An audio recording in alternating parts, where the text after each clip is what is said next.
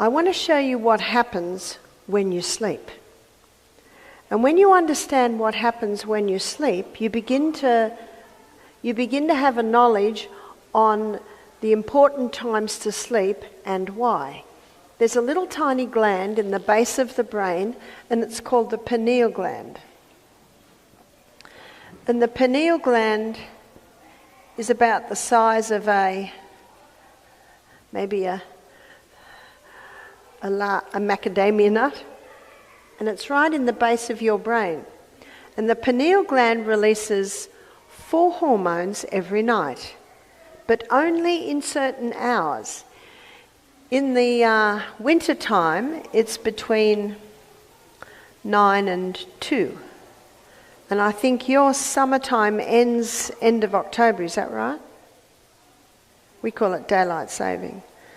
So in Australia, I think daylight saving's just about begun, and that when daylight saving, so at the moment you're still on summertime, yeah? So at the moment it's between 10 p.m. and 3 a.m. Why only those times? It has much to do with the moons and the tides. Light and dark signals are fed through the optic nerve to a control centre in the brain where your body clock is located. And your body clock communicates with the pineal gland. And these are the hormones that are released. One is melatonin. A lot of people have heard of melatonin. Some people that don't sleep very well take melatonin. Well, we naturally release melatonin in that time, and it's called the fix and rejuvenate nighttime hormone. So it is this hormone that probably is mostly responsible for the fix and rejuvenation that's happening in our brain and our body while we sleep. Another hormone is serotonin. That's the mood hormone. So if you want to feel good, go to bed early. What are the kids like if they have a late night? Not very happy. Either are the adults. Another hormone that's released in these hours from the pineal gland is arginine vasotocin. Those kids are having a ball out there somewhere, yeah?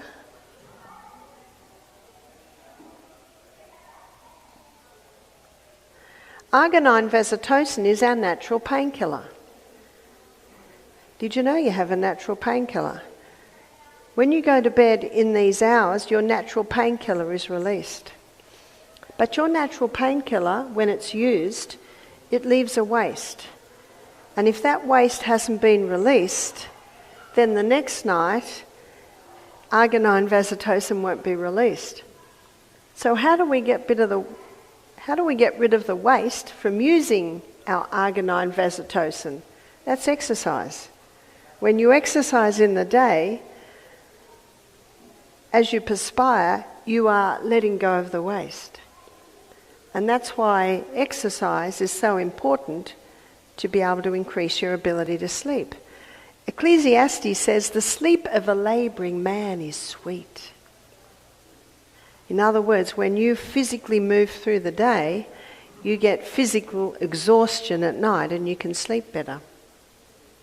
So arginine vasotocin is your natural painkiller, and arginine vasotocin puts you into a deep sleep. So the earlier you go to bed, the more likely you are to fall into a deep sleep. The other hormone that's released is epithalamin. And epithalamin is a hormone that increases learning capacity. God designed our brain to be learning new things right up until the day we die. Many people's brains deteriorate because they stop learning new things. We should ever learn new things. Regular sleep keeps your hormones balanced. Disrupt it, and melatonin drops, making recovery harder. Low serotonin? Hello, anxiety and depression.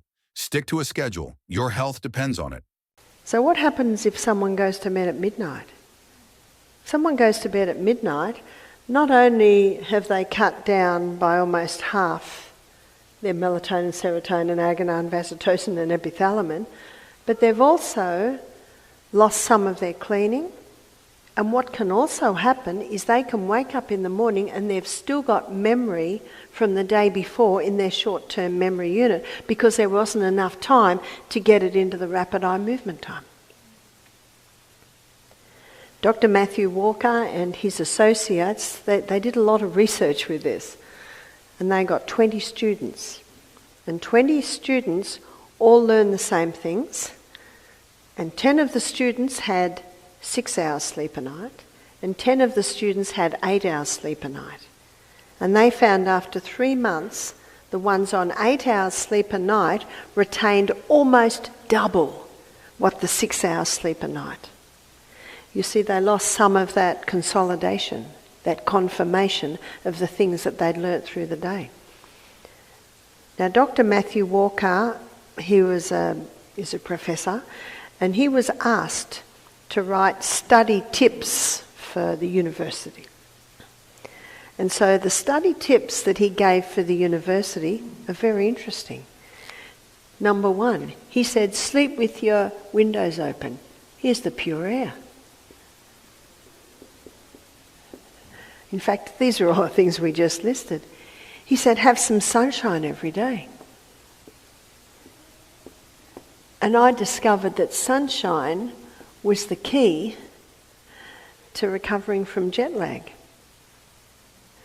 When I go out in the sun, when I get into, say, America, I find going back to Australia is not as bad because I think I'm going with the revolution of the earth. But coming from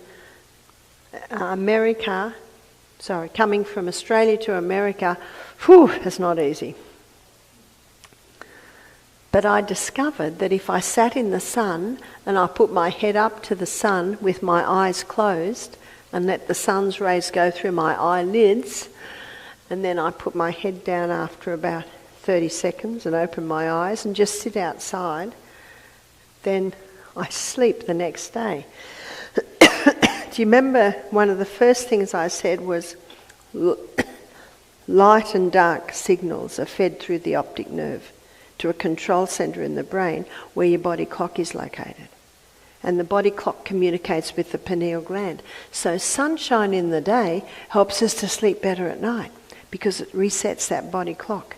It's called your circadian rhythm. You've heard of the circadian rhythm? It is reset by sun's rays going through the 8 hours sleep a night. 8 hours, not negotiable.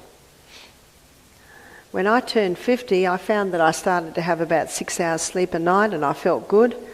I used to tell people, since I turned 50, I don't need as much sleep. Once I read this book, I very quickly have trained myself back into 8 hours.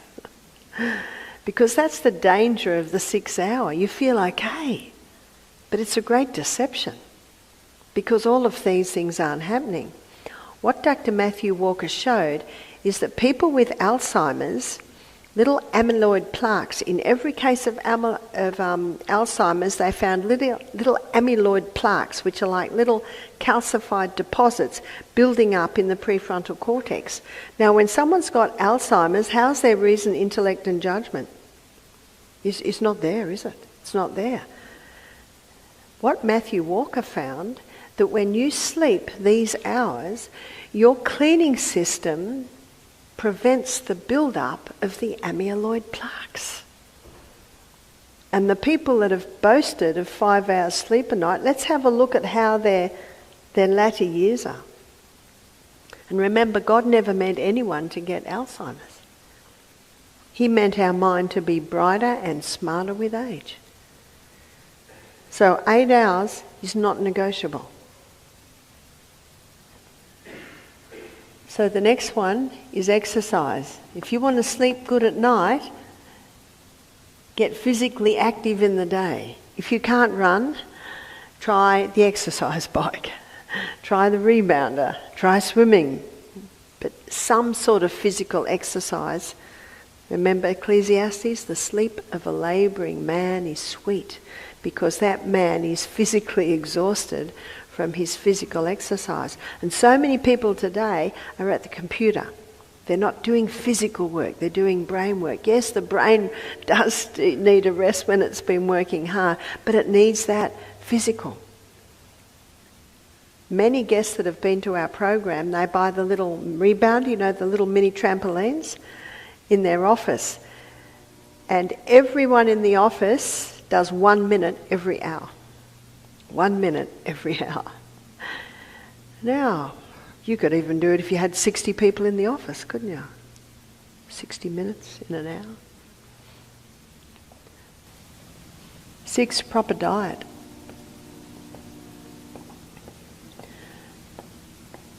Now, what we're going to talk about here is timing. Dr. Matthew Walker, he showed that eating a huge evening meal interfered with sleep. When we sleep at night, our stomach wants to sleep.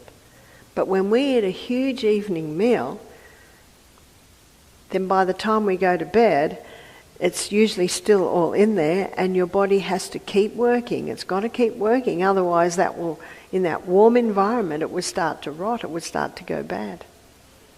So eating breakfast like a king, lunch like a queen, and tea or supper like a pauper. Now, if you've got young men who are working physically hard all day, their evening meal might be a bowl of thick soup, or it might be a smoothie. But for people that aren't working really physically hard, and especially people trying to lose a bit of weight, they're better to go maybe just a herb tea, or maybe just a light soup. You will sleep better if your stomach is allowed to sleep too. And number 7, hydration. We lose water every night. I don't know if you've ever slept on a mattress on the floor, and when you wake up in the morning and you lift the mattress, you notice it's all damp, because we lose moisture every night. The most dehydrated time of the whole day is when we wake up in the morning. I say to my grandchildren when they stay, "Have you watered your garden yet?" It's their garden down there. Sometimes they come out and say, "Grandma, we've watered our garden." I say, "Great, it's ready for breakfast." It's ready for breakfast. I try always have water next to my bed. If I wake in the night, I have a few sips. You just have it always with you. When you are well hydrated, you will sleep better. Now, I drink most of my water in the earlier part of the day. Some people can drink 16 ounces of water before they go to bed and sleep for 8 hours. I can't. If I eat that much water, I have to get up a couple of times. I learned a few years ago not to have watermelon for tea too. It was such a beautiful watermelon. I had several slices. I think I got up 6 times that night. And yet some people don't. You've got to get knowing what you can do. Know how much water to drink before bed? It's all about balance. Too much and you'll wake up all night. Too little and you'll be dehydrated. Everyone's different, so find what works for you. Plus, a consistent sleep schedule is key. As Dr. Matthew Walker says, your body loves routines. Stick to predictable sleep and wake times for the best rest.